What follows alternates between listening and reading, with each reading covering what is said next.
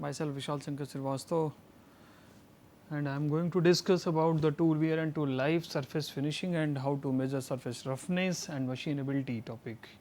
That is a part of the unit 2 of manufacturing process. That code is AKME 403. So today we cover the topic starting from the tool nomenclature, tool wear and types, tool life, surface finishing, and measurement of surface finishing, and the machinability. Okay. Now I am going to start. So first you see here is a single point cutting tool geometry.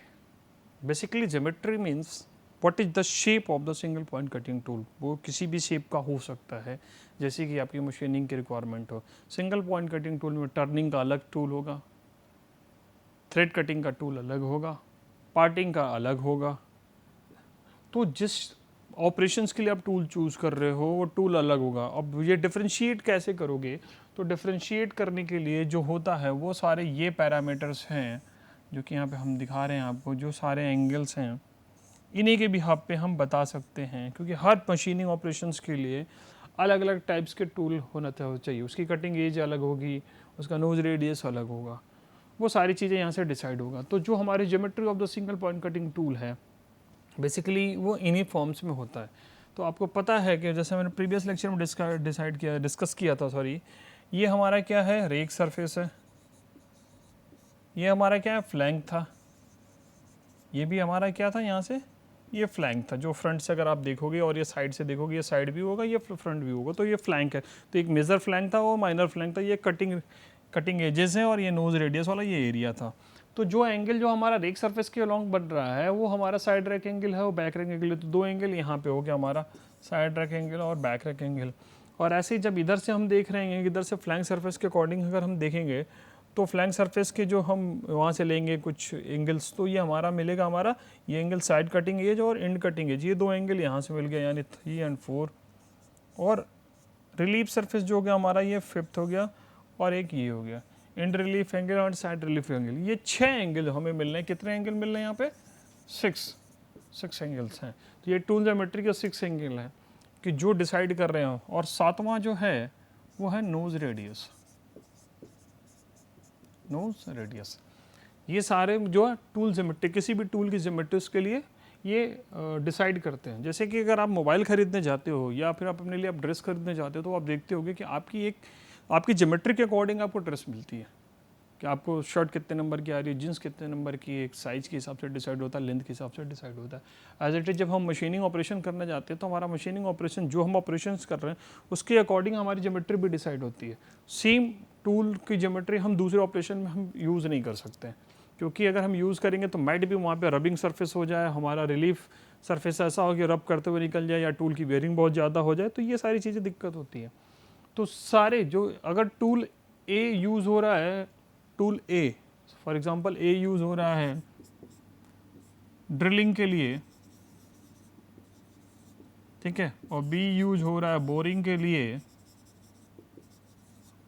तो B और A B के दोनों की जो geometry होगी वो different होगी.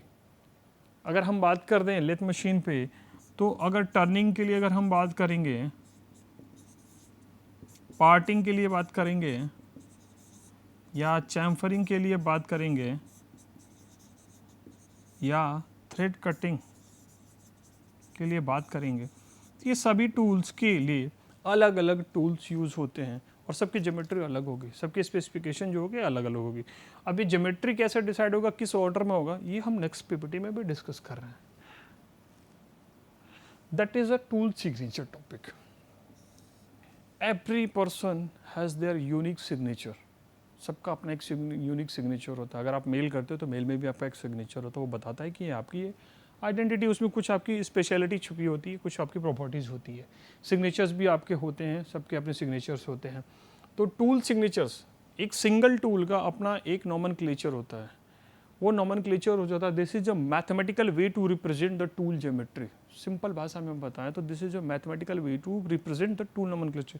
जो पीछे आपने 6 एंगल्स आपने पढ़े हैं, ये 6 एंगल्स और एक 7वां नोज रेडियस, तो वो टूल सिग्नेचर के लिए रिस्पॉन्सिबल है, जैसे कि 6 एंगल प्लस 1 नोज रेडियस। तो अगर हम बात करें तो टोटल जो टूल सिग्नेचर में है 7 एलिमेंट्स होते हैं।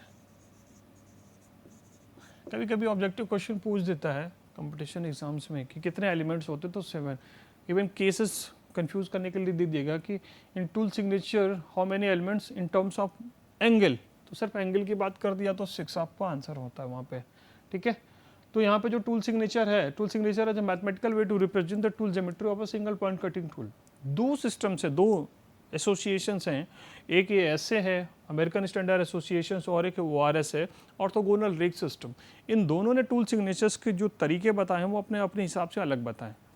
ज्योमेट्री उसी तरीके से, वर्कपीस वही है, टूल वही है, लेकिन उन्होंने चेंज किए हैं, अपने अपने डिसाइड करने का तरीका है। ऑर्थोगोनल सिस्टम जो है हमेशा, आप जैसा कि नेम इसका है ऑर्थोगोनल, तो ये 90 डिग्री वाले प्लेन पे ही हमेशा बात करता है। जैसे कि हमारा कटिंग एज है किसी का, तो ये जो सरफेस से अगर अलॉन्ग बात करेंगे तो ऑर्थोगोनल सिस्टम हो गया। और अगर हम यहीं पे कुछ अदर देन 90 डिग्री पे बात कर दिया, अगर इस तरीके से हमने रेफरेंस प्लेन ले लिया एक्स और वाई, तो ये हमारा ये ऐसे सिस्टम होता है, और ये हमारा एक्स और वाई है, तो ये हमारा ORS सिस्टम होता है। यहाँ पे आप देखोगे कि इस प्लेन के पैरेलल है एक्स, और यहाँ पे परपेंडिकुलर लाइन ये आ रही है। तो दो जो हम 2D की जो बात कर रहे हैं, एक्स और वाई की बात कर रहे हैं, यहाँ पे क्या हो रहा है कि कोई पैरेलल से रिलेटेड हमारी बातें नहीं हो रही हैं, परपेंडिकुलर कुछ नहीं हो रहा हमारा। तो अमेरिकन स्टैंडर्ड एसोसिएशंस को हम American national standard institute ANSI short form में कहते हैं, NSI भी कहते हैं। और ASI के टर्म्स में जो हमने 6 एंगल वहाँ पे देखा था, आप देख रहे होगे, ये साइड रेक्टेंगल, बैक रेक्टेंगल, इन cutting edge, side cutting as, इन relief angle, side relief angle और नोज रेडियस, उनका एक सीक्वेंस में उन्होंने रिप्रेजेंटेशन दिया, एक स्टैंडर्ड बना दिया। इसी स्टैंडर्ड्स को हम फॉलो करेंगे। Back rake angle, side rake angle, end relief angle, side relief angle, side end cutting edge, side cutting edge और नोज रेडियस, मतलब 6 एंगल देखो आप, back rake angle, side rake angle, rake angles के सीक्वेंस है, फिर रिलीफ के हैं, end relief angle, side relief, फिर कटिंग एज है, इन कटिंग एज और साइड कटिंग एज और नोज रेडियस। इनका अपना सिंबॉलिक रिप्रेजेंटेशन है, अलग अलग बुक्स में अलग अलग तरीके से दे रखा है। अल्फा बी इसको दे रखा होगा, रेक एंगल है ये, तो अल्फा एस है, ठीक है, रिलीफ है ये, तो गामा ई, गामा एस, और इंड कटिंग एज है तो कहीं पे इसको CE दे रखा है, कहीं पे इसको CS दे रखा है, और नोज रेडियस को इसने N या कैपिटल R से रिप्रेजेंट किया जाता है। तो अगर किसी न्यूमेरिकल में अगर इसने ऐसे दे रखा है alpha B, alpha S, gamma E, gamma S और CE, CS और R, ये सीक्वेंस है। अब ये सीक्वेंस है तो क्या है ये भाई, ये ऑब्वियस सी बात है, एंगल है तो एंगल का कुछ वैल्यू होगी। सपोज दैट कि इसने दे दिया अल्फा बी को दे दिया, इसने आपको दिखा दिया कि अल्फा बी दे दिया आपको 12 डिग्री, अल्फा एस दे दिया 8 डिग्री, वाई दे दिया 7 डिग्री, 3 डिग्री, सी दे दिया 12, 10 और ये दे दिया 5 mm या 5 mm। तो अगर इसने सीक्वेंस ऐसे लिख दिया कि 12, 8 in terms of degree, 7, 3, 12, 10 degree and 5, तो ये आपका ये एंगल इसी सीक्वेंस में आपको पढ़ना है। कैसे? Back rake angle, side rake angle, end relief angle, side relief angle, and cutting as and side cutting as and last nose radius. तो ये एक टूल नोमेनक्लेचर का जो हमारा स्टैंडर्ड है, ठीक है। और मोस्टली जो हमारे जो होता है हम ऐसे को ही फॉलो करते हैं, ऐसे पे ही हमारी बातें होती है, न्यूमेरिकल भी जो चलती है। ORS के लिए भी हम एक बार डिस्कस कर दे रहे हैं, बता दे रहे हैं, inclination angle, orthogonal rake angle, orthogonal clearance angle, यहाँ पे एंगल होगा, ठीक है, auxiliary orthogonal clearance angle, auxiliary cutting edge angle, primary cutting edge angle और लास्ट नोज रेडियस। ये आप देख सकते हैं यहाँ पे, तो ये नोज रेडियस वाला पार्ट्स है। तो जो टूल सिग्नेचर है हमारा, टूल सिग्नेचर हमने आपको बता दिया कि दो तरीके से हम बात कर रहे हैं, ASS सिस्टम और ORS सिस्टम। ASS सिस्टम्स को ये है हमारा, और इसी तरीके से आपको फॉलो करते हैं। न्यूमेरिकल अगर आपको कहीं पूछेगा या कहीं पे ऑब्जेक्टिव क्वेश्चन आएगा, इस तरीके से दे दिया रहेगा और पूछ लेगा कि नोज रेडियस की वैल्यू क्या है, तो लास्ट की जो वैल्यू होगी वो नोज रेडियस की होगी और mm में होती है, ठीक है। अब आते हैं टूल वियर पे बात करते हैं। तो जब टूल वियर्स का मतलब ये हुआ कि टूल का डिफॉर्मेशन होना, टूल में कुछ ना कुछ वियरिंग होना। कोई भी टूल्स होता है उसकी अपनी एक सर्टेन लाइफ होती है, जितने दिन तक वो प्रॉपर वर्किंग कर रहा है as per my conditions, as per our conditions, that is a tool life. For example कि कोई टूल है हमारे पास से, you can say tool T1 है, T1 डेली 8 घंटा काम करता है और 40 डेज तक वो काम कर रहा है। काम इन द सेंस कि हमें फिनिश्ड वर्क पीस दे रहा है, सरफेस फिनिशिंग उसकी अच्छी है, तो उसकी टूल लाइफ अगर हम बात कर देंगे तो 40 × 8 322 आवर्स होगा, क्योंकि एक आवर्स का भी एक 24 आवर्स टूल कोई काम नहीं करेगा, शिफ्ट वाइज या जो भी वाइज होगा वो चेंज होगा, तो वो एक थोड़ी थोड़ी देर पे चेंज होता है। या कंटिन्यूस भी आप यूज़ करोगे तो उस टूल की लाइफ जो होगी 320 आवर्स होगी। तो मोस्टली इसको आवर्स में हम रिप्रेजेंट करते हैं। या अगर अनदर वर्ड में हम ये कह सकते हैं resharpening of the cutting edge of the tool, time interval between two resharpening cutting edge of the tool. जैसे कि अभी हमारा ये कटिंग टूल है, इसकी कटिंग एज होगी से, इसकी कटिंग एज आज हमने नई नई कटिंग एज बनाई और मशीनिंग स्टार्ट कर दिया। 20 दिन बाद, 20 दिन में हमने 12 घंटे डेली काम लिया, तो 20 दिन डेली 12 घंटे काम लेने के बाद फिर से इसकी कटिंग एजेस ब्लेंडेड हो गई, खराब हो गई, तो हमने दोबारा कटिंग एज बनाई। जब दोबारा कटिंग एज बना रहे हैं तो ऑब्वियस सी बात, इसका नया कटिंग एज हो गया, तो नया कटिंग एज हुआ, इसका नया टूल हो गया। तो वो क्या हुआ कि जो 12 दिन तक 12 घंटे और जो हमने 20 दिन तक काम किया वो हमारा जो है कहलाता है, वो उसकी टूल लाइफ कहलाता है। तो इसको सिंपल भाषा में कहते हैं कि जब तक इसे हमें दोबारा शॉर्पनिंग ना करना पड़े, वो जितने दिनों की बात करना पड़ता है, वही उसका टूल लाइफ कहलाता है। टूल लाइफ जो अफेक्ट होती है वो बहुत सारे पैरामीटर्स से होती है, डिस्कस होती है, जैसे कि आपका कटिंग स्पीड कितना दे रहे हो, feed rate, depth of cut, ये 3 पैरामीटर्स तो बहुत इंपॉर्टेंट है, ये हमेशा मैटर करते हैं। उसके बाद आप मशीनिंग कैसा कर रहे हो उसके हिसाब पे भी डिपेंड करता है। आपका मटेरियल कैसा है, वर्कपीस का मटेरियल कैसा है, तो टूल वियर्स वैसे ही होते हैं। जैसे मान लो कि केमिकली एफिनिटी बहुत ज़्यादा है, वो ऐसा मटेरियल है कि केमिकली एक्टिवेट हो जा रहा है, वो तुरंत जो टूल से रिएक्शन कर दे रहा है, तो वहाँ पे ऑक्सीडेशन टाइप्स के रिएक्शंस टेक कर लेगा और ऑक्सीडेशन वेयरिंग हो सकती है। ठीक है, डक्टाइल है बहुत ज़्यादा, तो जैसे जैसे फ्रिक्शन बढ़ेगी, टेम्परेचर बढ़ेगा, तो वहाँ एडिशन और एब्रेशन स्टार्ट कर देगा वो। तो टूल वियर जो होता है, वो टूल वियर जो होता है ग्रेजुअली वियर होता है, अचानक एक बार में नहीं होगा, धीरे धीरे स्टेप प्रोसेस में फर्स्ट सेकंड थर्ड स्टेज में होता है। इनिशियली स्टार्ट होगा, फिर धीरे धीरे एवरेट होगा, लास्ट में फाइनली में वियर कर जाता है। तो 3 स्टेप्स में होता ही है और एक प्लास्टिक डिफॉर्मेशन प्रोसेस है। ठीक है, टूल वियर जो होते हैं 4 टाइप्स के होते हैं basically, crater, flank wear, crater wear, nose wear and chipping. कितने टाइप्स के? 4 टाइप्स के, flank wear, crater wear, nose wear और चिपिंग। ये 4 टाइप से वियरिंग हो सकती है, 4 टाइप से वियरिंग हो सकती है। और ये 4 टाइप से वियरिंग का मतलब ये चारों पोजीशंस पे डिपेंड करता है। जैसे कि अगर हम बात करेंगे फ्लैंक वियर, फ्लैंक वियर जो हमेशा होता है रिलीफ सरफेस पे होगा। रिलीफ सरफेस किसके? टूल के। जैसे ये हमारा टूल है, तो टूल का रिलीफ सरफेस क्या है? यही है ना, रिलीफ सरफेस। तो रिलीफ सरफेस पे अगर हो रहा है कोई भी wearing, that is flank wear. अभी ये कैसे हो सकता है भाई? जाहिर सी बात है कि जब हमने बताया था कंटिन्यूअस चिप अगर मिलेगा, तो कंटिन्यूअस चिप के केस में क्या होगा, यहाँ पे बंचिंग होगी, बंचिंग यहाँ से इकट्ठा होगा, यहाँ पे डिस्टर्ब करेगा, यहाँ पे डिस्टर्ब कर सकता है। कंटिन्यूअस विद बिल्डअप एज होगा, वो भी वहाँ पे होगा। तो इसका मतलब ये हुआ कि अगर ब्रिटल मटेरियल, डक्टाइल मटेरियल है, स्पीड ज़्यादा या टेम्परेचर ज़्यादा हो रहा है, तो यहाँ पे हो सकता, या ये एंगल हमारा टेंस टू 0 हो, 0, या एंगल बहुत मिनिमाइज होगा तो भी हो सकता है। तो flank wear take place with by the any mechanism like adhesion, abrasions on the relief surface of the tool। किस पे? टूल पे होगा। वर्कपीस के वियरिंग का हमें कोई मतलब ही नहीं, वर्कपीस को तो हमें बनाना ही बनाना है, तो इसलिए टूल की वियर की हमेशा बात होती है। और टूल हमारा बहुत कीमती होता है। एक बार आपने टूल को रिग्राइंडिंग के लिए या बीच में प्रोडक्शन रोकोगे तो हमारा बहुत सारा इकोनॉमिकली लॉस है, इसीलिए हम टूल पे ज़्यादा फोकस करते हैं। क्रेटर वियर की बात करेंगे तो क्रेटर वियर जो होता है रेक सरफेस पे होता है, रेक सरफेस पे बात होती है। ठीक है, अब रेक सरफेस पे कौन रिस्पॉन्सिबल होगा भाई? रेक सरफेस पे तो जाहिर सी बात है चिप्स सबसे ज़्यादा रिस्पॉन्सिबल होगा। चिप्स एडेशन भी कर सकता है, चिप्स एब्रेशन भी कर सकता है। एडेशन का मतलब वो यहाँ पे चिपक भी सकता है, जो कंटिन्यूअस विद बिल्डअप हो रहा है तो भी वेयरिंग हुआ। भाई हमारा जो शेप है, इस टूल का शेप है, इस पर अगर हमने एडिशन कोई मटेरियल कर दिया तो हमारे काम का रहेगा? नहीं रहेगा। इसका शेप चेंज हो गया तो वो सरफेस फिनिशिंग खराब कर देगा मेरा। या इससे यहाँ से कोई मटेरियल, इसके शेप से हमारे कोई मटेरियल रिमूव करा दिया तो भी वो हमारा सरफेस खराब कर देगा, वो फिनिशिंग नहीं देगा। तो crater wear take place along the rake surface of the tool. किसके? Rake surface. ठीक है, और ये टेम्परेचर, हाई टेम्परेचर की वजह से एडिशन या एब्रेशन दोनों में से किसी की वजह से ये प्रॉब्लम्स क्रिएट हो सकती है। तो क्रेटर ईयर ये हुआ।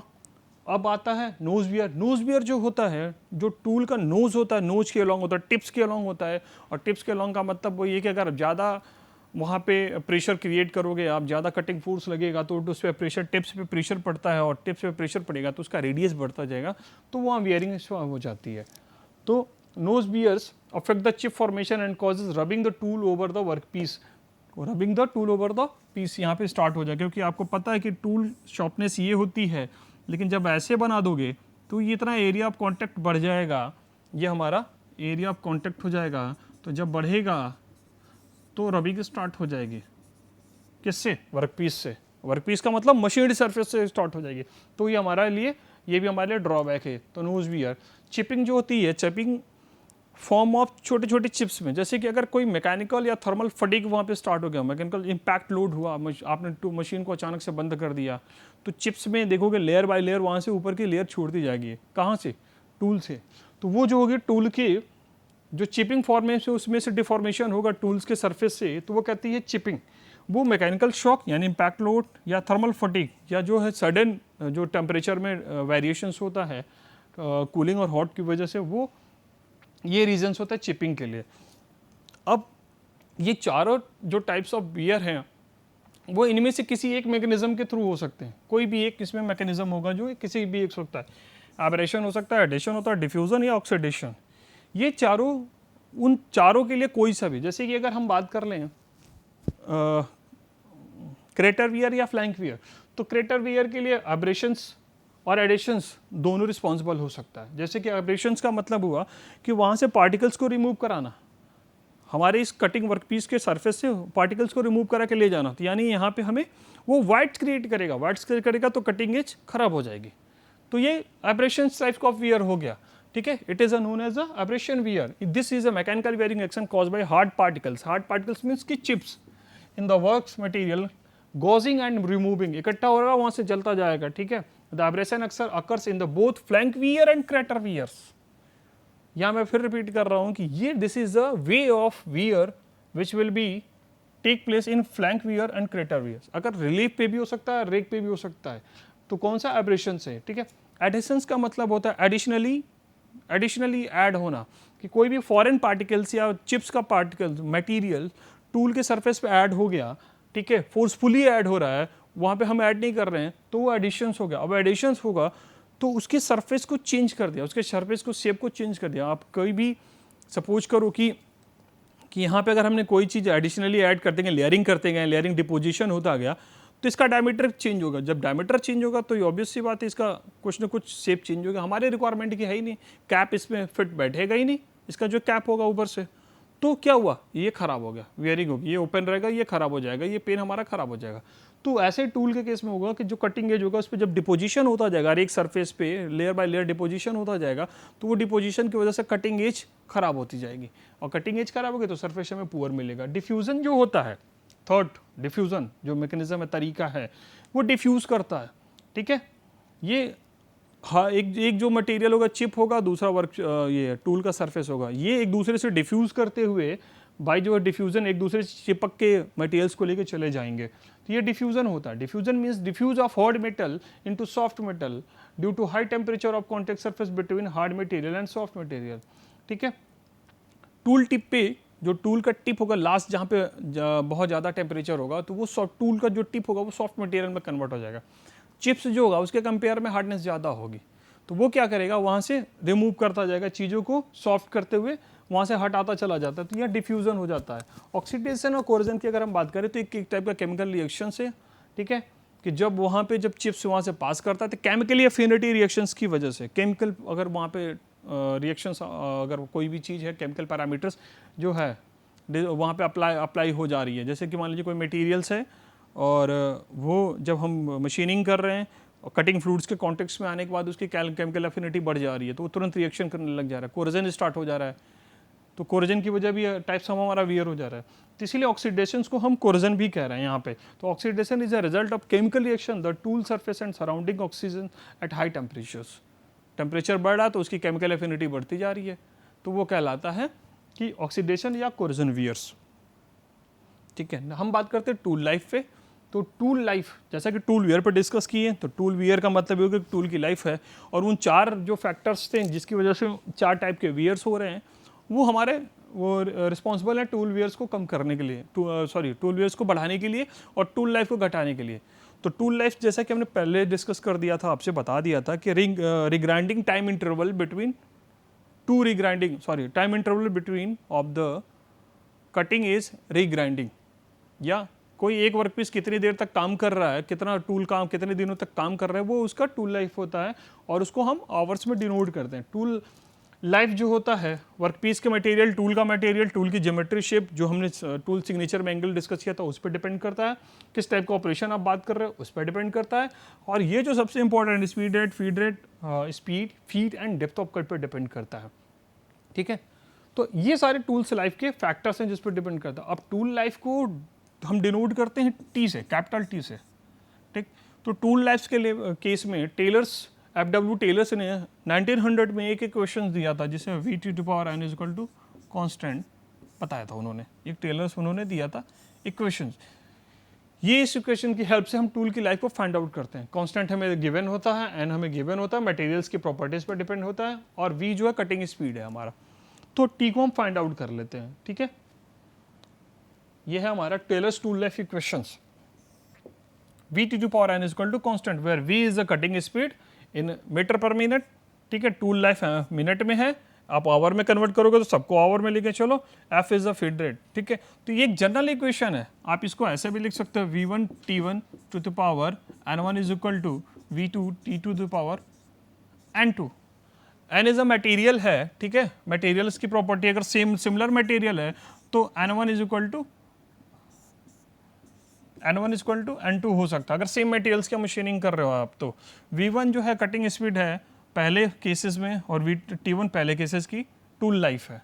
तो आप इसको यहाँ से रिलेट करके आप T1 T2 में से कोई भी चीज़ें निकाल सकते हो। जैसे कि दे दिया उसने कि जब कटिंग स्पीड 300 है तो टूल लाइफ इसकी 120 आवर्स है।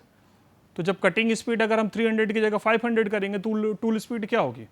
तो जाहिर सी बात है कि आप देख सकते हो कि V2⁴ is equal to constant है, तो ये मल्टीप्लाई है। अगर एक पैरामीटर्स बढ़ेगा तो दूसरा घटेगा क्योंकि यहाँ टोटल कांस्टेंट है। तो अगर आप कटिंग स्पीड को बढ़ाओगे तो टूल लाइफ डिक्रीज करेगी हमेशा। तो टूल लाइफ अगर आपको ज़्यादा चाहिए तो ऑप्टिमाइज कटिंग स्पीड हमेशा रखना होगा ड्यूरिंग द मशीनिंग, यानी मिनिमम रखना पड़ेगा आपको। ठीक है, ओके। दूसरा फार्मूला जो है ये फीड के टर्म में है, फीड के टर्म्स में, और डेप्थ ऑफ कट के V2⁴ N1 N2 and D2⁴ N1/2 यहाँ पे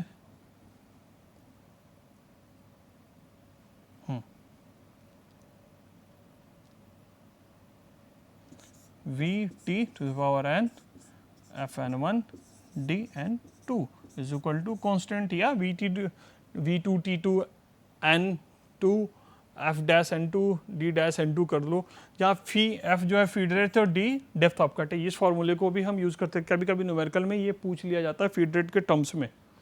तो टेलर्स टूल लाइफ का एक्सपेंशन फॉर्म है ये फीड के और डेप्थ ऑफ कट के फॉर्म्स में। अब हम बात करते हैं सरफेस फिनिशिंग एंड इंटीग्रिटी पे बात करते हैं कि सरफेस फिनिशिंग जब टूल वियर होगा तो जाहिर सी बात है कि सरफेस रफ मिलना स्टार्ट होगा। तो सरफेस रफनेस किस टर्म्स में मिल रहा है, कैसे मिल रहा है, उसको देखते हैं हम, और कितने टाइप से मिल रहा है, और उसको फिर मेजर करते हैं। तो सरफेस रफनेस जो होती है, कटिंग स्पीड जब ज़्यादा होगी तब भी मिलेगी, फीड रेट ज़्यादा होगी तब भी मिलेगी, डेप्थ ऑफ कट ज़्यादा होगी तब भी मिलेगी। हम पहले डिस्कस करते चले आए। ब्रिटल मटेरियल है तो भी सरफेस रफनेस मिलने के चांसेस है। तो ये सारे पैरामीटर्स को आप ऑप्टिमाइज करोगे। वाइब्रेशन इज ऑल्सो पैरामीटर्स जो कि मशीन्स की प्रॉपर्टी है। फोर्सफुली वाइब्रेशन भी होता है और नेचुरल वाइब्रेशन भी होता है। जो कि मशीन है, मशीन अगर रन कर रही है तो वाइब्रेशन होगा ही होगा, वो भी है। तो इसीलिए मशीन का वाइब्रेशन हमेशा मिनिमाइज करके रखते हैं। ठीक है, तो surface can be described in the simple terms, it is outermost layer of an integrity. ये सरफेस की डिफिनीशन है कि कोई भी एक वर्क पीस है, इसका सरफेस ये आउटर मोस्ट लेयर होता है। और आउटर मोस्ट लेयर पे इसके अगर हम बात करें तो ये इस तरीके से जो सरफेस रफनेस होता है जो कि हमें नेक डाई से कभी कभी विजिबल नहीं होता है। तो जो इरेगुलरिटीज होती है अबाउट द मीन लाइन, ये कहलाती है सरफेस रफनेस। ये अप एंड डाउन मीन्स की वर्ड्स भी हो सकते हैं और अप डिपोजिशन सरफेस भी हो सकते हैं। लाइकली टू बी, ये हमारी अगर मेन लाइन है तो ऐसे भी हो सकता है, इस टाइप के भी हो सकता है, यानी ये मेन लाइन के ऊपर भी और नीचे भी वर्ड्स, ये वर्ड्स के फॉर्म में हो गए और ये डिपोजिट मटेरियल हो गए, तो ये सरफेस रफनेस होते हैं, जिसे टेक्सचर कहते हैं हम, ठीक है। अब ये जो है, जो सरफेस रफनेस हैं वो कई फॉर्म्स में भी हो सकते हैं।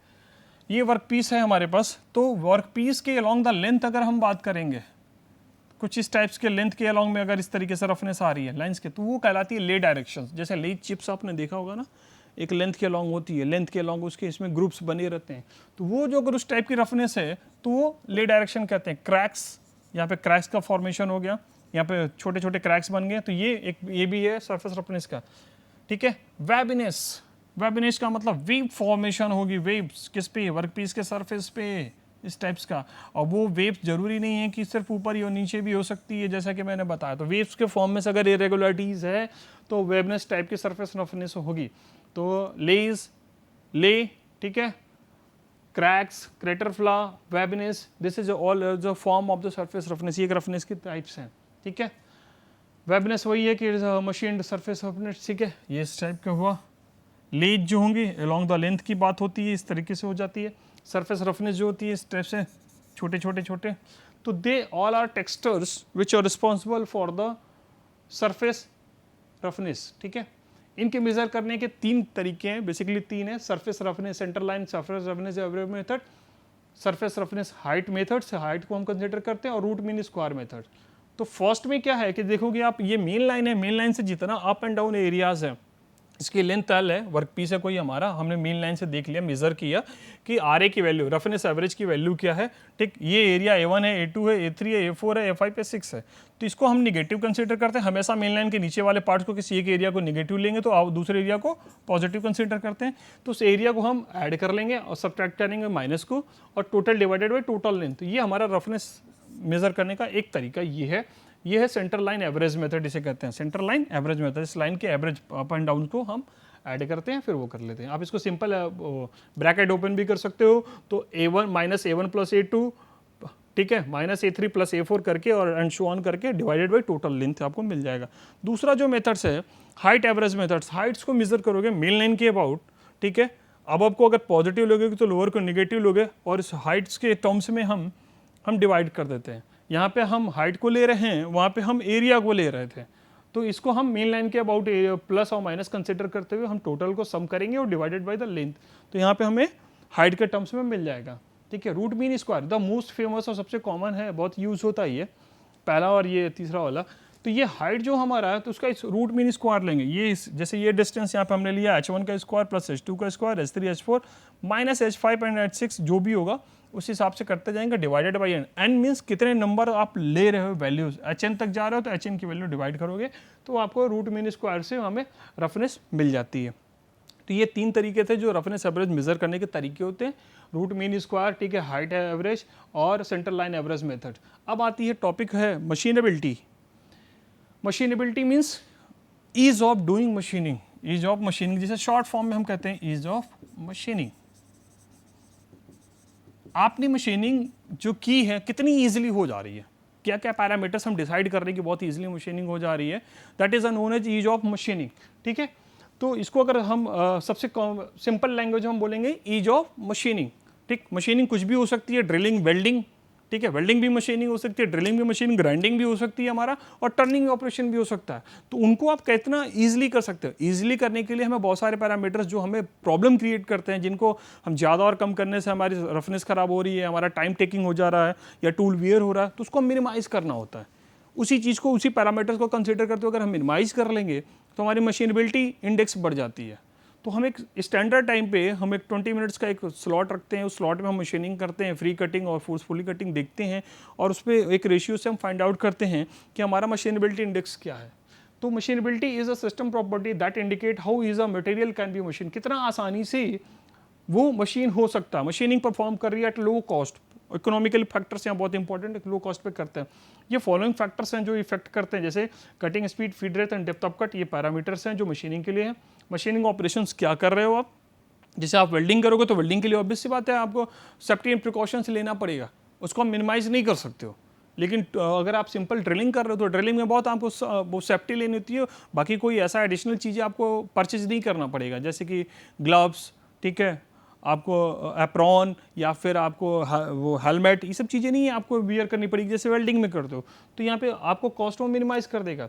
वर्क पीस मटेरियल, जब भी हमें कोई मशीनिंग करना होता है तो हमारा कोशिश ये होता है कि हम ऐसे मटेरियल पे मशीनिंग करें, या हम वहाँ पे जो रिक्वायरमेंट है वो ऐसे मटेरियल को चूज़ करें, सिलेक्शन करें कि जिन पे मशीनिंग ईजिली हो जाए, टूल का वियर मिनिमम से मिनिमम हो, टूल की जो हम मटेरियल होगा उसको हम ऐसा सेलेक्ट करें कि जिसमें वियरिंग प्रॉपर्टीज़ कम हो, क्योंकि वियरिंग होगी तो वो टूल हमें बार बार चेंज करना पड़ेगा, मशीन उतनी देर हमारे आइडल पोजीशन पे होगी और हमारा लेबर बेटर रहेगा, तो हमारे यहाँ पे कॉस्ट कटिंग बढ़ जाएगी, टाइम ड्यूरेशन भी बढ़ेगा, टूल ज्योमेट्री और भी कई सारे फैक्टर्स हैं जो मशीनेबिलिटी के लिए रिस्पॉन्सिबल है।